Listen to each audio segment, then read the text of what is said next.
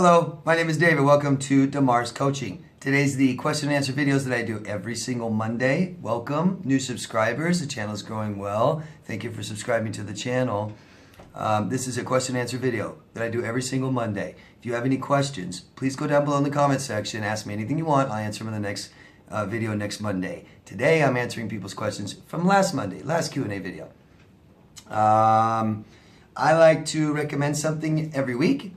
It's all kinds of different things. It's books or other channels or writers, speakers, healthy things you can take for your body to help trauma and stress, sleep. But this week I would like to recommend another channel.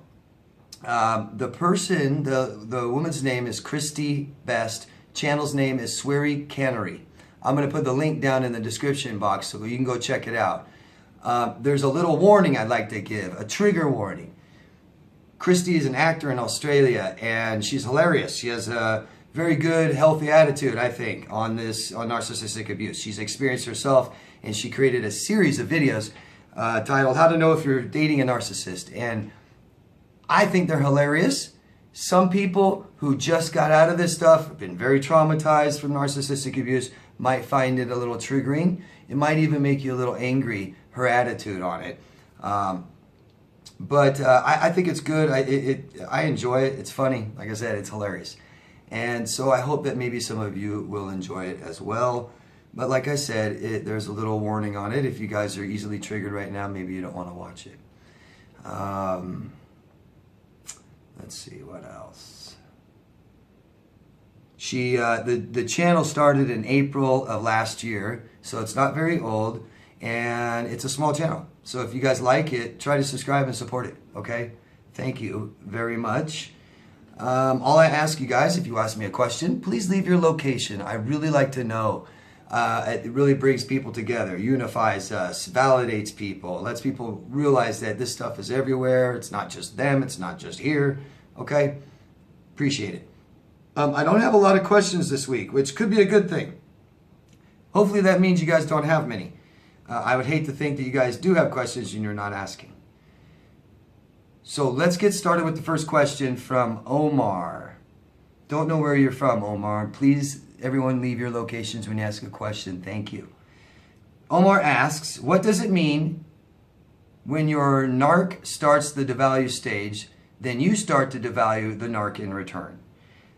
That's called toxic relationship.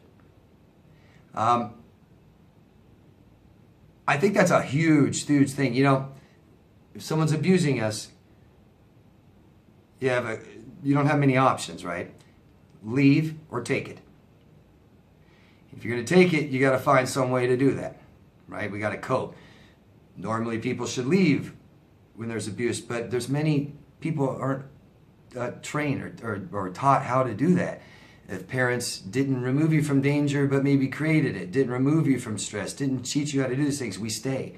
If this was normal in your household, then you're going to take it later in life. Your reaction, we freak out on our reaction, right? It causes lots of shame, lots of guilt afterwards, and it's real easy as victims to kind of, we know that the abuser did wrong things to us, but we concentrate more on our reaction. And that's great in the sense that we try to be as aware of our own behaviors and actions and choices as we can. That's good.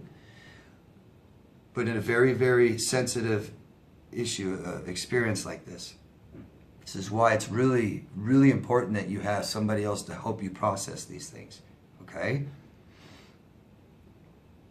Our reaction can also be abuse, reactionary abuse. We can hit someone back when they hit us. And those actions are wrong. If you don't like hitting people, if that's wrong to you, and you hit someone, that's wrong. And we have to, process that as well. Process the guilt associated with that. What's really important is that the abuser, what they did to you was wrong and their fault. And this, in a very toxic, codependent relationship, two of you get confused on who's responsible for what. And you argue about it, point fingers, right? You're each responsible for your own behavior, okay? And this can be delicate, sensitive, tough, like I said, and it's really important to find someone to help you process these things, especially someone, professional, someone experienced. What does it mean? Like I said, toxic relationship. They're devaluing you, you devalue them. And when you put a value on people in the first place, it's not good. It's not good. I think it's important to realize, or hopefully you find a partner you want to share your life with, that they're kind of like you. They kind of have the similar likes and similar goals, at least something to work with each other together. Putting a value on somebody else, saying, what's your value to me? I don't think that's a healthy way to think anyways.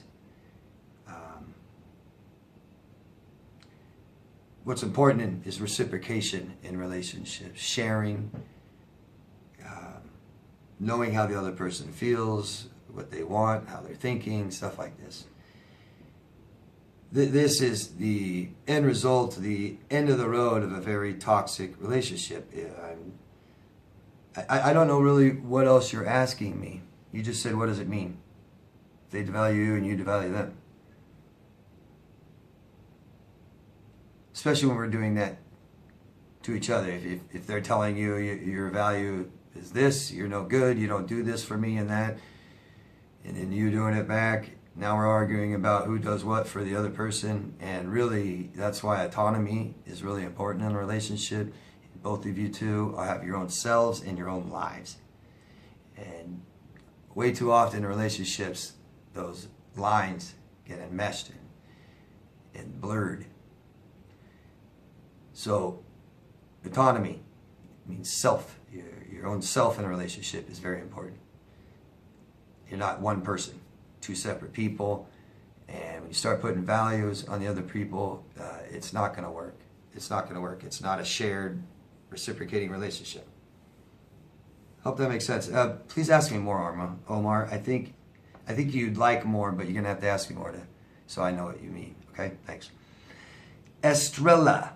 Hello from Bangkok, Thailand. Hello, Estrella. Thank you for your great work on this channel. You are welcome. Thank you. It has been so helpful and makes a lot of sense.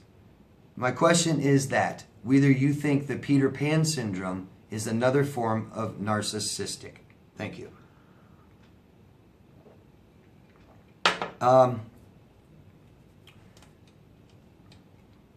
The Peter Pan syndrome, is it narcissistic? I don't know. I don't want to say yes or no to that one.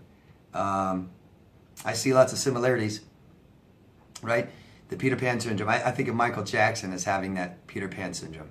The child who never grew up and only associates with children, but they're an adult. And lots of things that pertain to narcissism in that, I think. It's the child who never quite developed emotionally, never finished. An emotional child can only relate to children, not adults. Not mature. Very immature. Like a narcissist. I think Michael Jackson is extremely narcissistic. Appears that way to me. And I'm saying that without any allegations, without even considering any allegations. I just think that he's extremely narcissistic. Anybody that, he's the most famous musician in the world, right? King of pop and probably all music. He, you strive and work hard to get there. That kind of attention is important to get. It's no accident. It's not handed to you.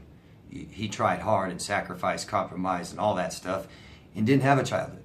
I think the Peter Pan syndrome is a expression of I didn't have a childhood, and because I didn't have a childhood, I never developed all the way, never finished developing into an adult. If that makes sense, I hope that does. You develop into an adult, but if you miss out on your childhood and have adult responsibilities and don't get to have childhood experiences, you don't develop. fully. You don't get to develop your childhood into adulthood. And I think that's going to cause someone that can relate maybe more to immature people, children. Oh, that makes sense. If you have more to ask me about that, Estrella, please do. It's kind of interesting, though. Meigs.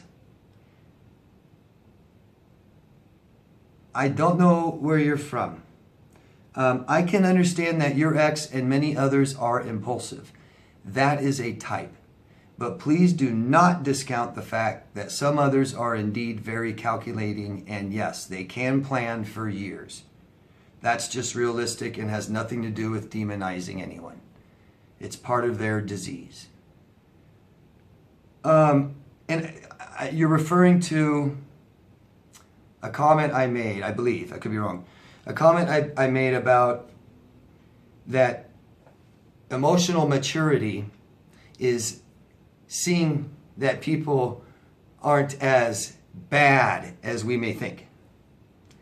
That impulsive people, and that's what I said impulsive people tend to not plan, tend to react too quickly without thinking, not plan for years. So I'm talking about impulsive people.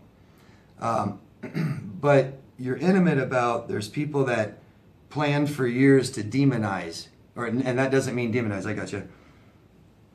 I'm not going to say there's not.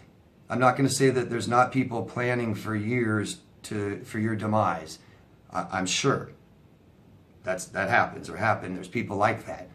I'm telling you that most people, after coming out of traumatic abusive relationships, tend to believe their abuser is more evil and worse than they actually are.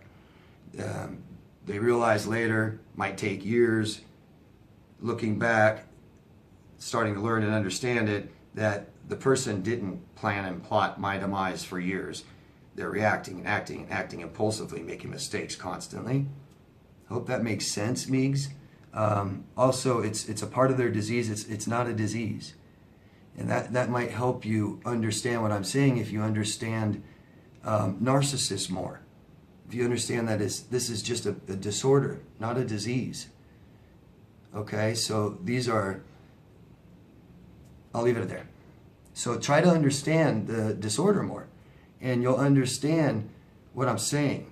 And I'm not saying that there aren't people that plot and plan, very calculating for years. I can't say that, I don't know. I'm just telling you, very common experience I'm finding, not just me, I'm finding with my clients, as time goes on, their abuser isn't as big, bad, evil as they thought. They start to realize, oh, they're just thinking impulsively, reacting impulsively. Okay? It will help you in the long run to see it, that, what I'm saying. It really will. Because thinking the world is a bad, evil place and there's so many bad, evil people like this, it doesn't help. It doesn't help you. It doesn't serve you. I promise. Hope that makes sense. Let me know what you think if you want to. Thanks, Meigs. Garrett from South Carolina. First off, I love what you're doing with this channel. Thanks, Garrett. Appreciate you. It's been a huge help for me and I'm sure others as well. I believe my ex-fiance was a psychopath. Is a psychopath, unless she's not anymore. But I'm not exactly sure to what degree. She is extremely intelligent and has a photographic memory. My question is, do you think a lack of empathy can increase function in other places in the brain? Similar to how a lack of sight increases hearing and things like that? Thanks. Interesting question, Garrett. I don't think I could really answer that very well. I'm not a scientist or doctor. I have a little bit of understanding of this stuff, but I don't think I'm really qualified to even answer that, to be honest. I think a doctor, therapist, scientist would be able to answer that more efficiently, accurately. The